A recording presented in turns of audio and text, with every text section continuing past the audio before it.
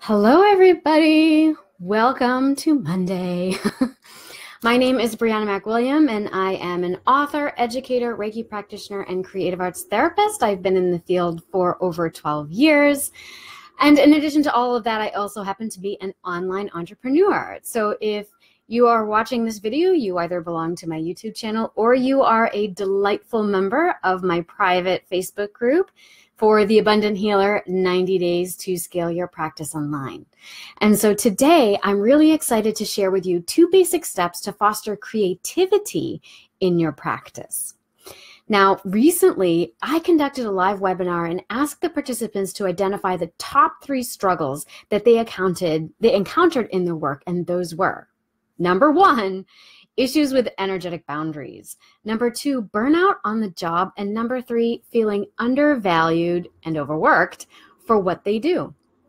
Now, it's really hard to think of anything else worse than these top 3 problems when it comes to your professional development and satisfaction, right? And we can certainly see how they are connected and can kind of create a domino effect with each other.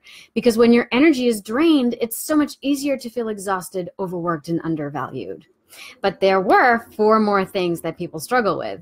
Now, the next 3 were also pretty closely related, and that is feeling overwhelmed and not knowing where to begin with social media and marketing, knowing how to attract and keep high-paying clients, and starting or expanding a practice and just not knowing where to begin. So the better grasp you have on where and how to begin, the less overwhelmed you'll feel by things like social media and marketing. And ultimately, this will also help you attract and keep high-paying clients. Now, there is a method to the madness, and there are funnels that you can create that help you foster a certain level of engagement in the online, information market. And this can make a difference in your cash flow and in expanding your client base as a therapist, coach, or healer. Now, this actually brings me to the last top struggle that people mentioned, and that is no time for creativity. No time for creativity. This is, to my mind, the absolute solution to all of these other problems, right? This is really why you have subscribed to this group, because you want to know how to make money while honing in on your creativity, while honing in on your soul's purpose, right? So I would argue that creativity is actually the soul's way of expressing itself. Wouldn't you? You're damn right it is. So how do we honor that inner wisdom of our soul that is expressed through our various forms of creativity in such a way that it both contributes to and collects nourishment from the material world? Well, to my mind, there are really 2 basic steps to this. And the first is you have to stop doing for the sake of doing. And number 2, you have to start doing what inspires you. Now, I'm a big law of attraction person, and one of the most important things that I have learned in studying the universal laws is that source, the universe, God, your soul, the quantum field, whatever you want to call it, it doesn't want you to be free from desire. Okay? We have centuries of conditioning that tells us that we need to release our desires in order to feel harmonious. We need to be detached, right? But our desires are not actually what creates that friction. If you desire something, it already exists. Through the contrast that you encounter in your experience, which is to say, by wanting something that you cannot readily touch, taste, hear, or see, the desire is inspired within you, which is desire that actually elevates you because it inspires you to be more of what you are, which, incidentally, is different than being better than where you might be right now, okay?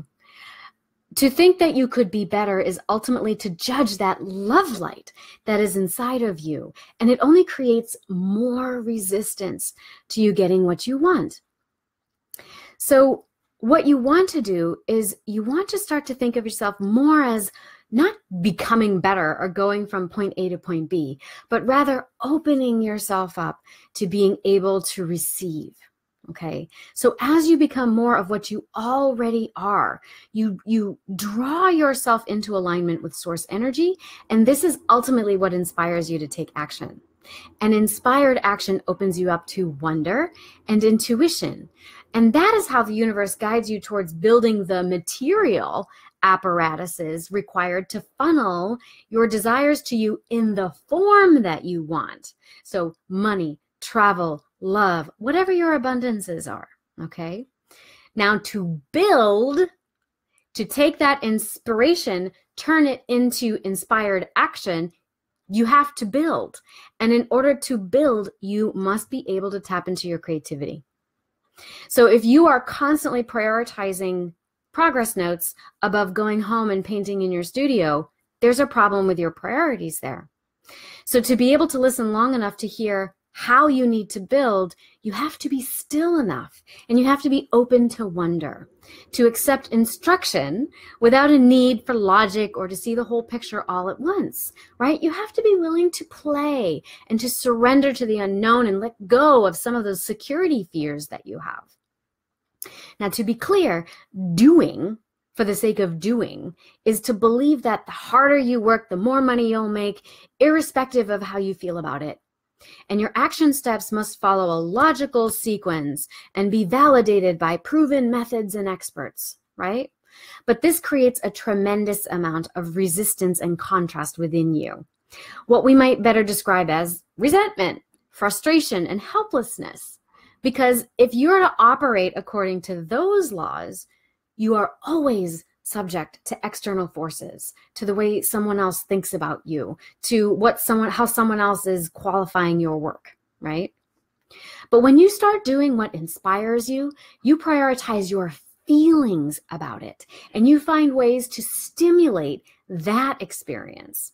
So you put your faith in your own creativity and your emotional guidance system, allowing for the hows to be illogical and come to you in unexpected ways. So you give up the need to follow the expert, and you find joy by joining in the path of the explorer. And that's kind of what I consider myself as more of an explorer than an expert, okay? And so in doing so, you accept an authority over your own life that you just can't achieve in any other way.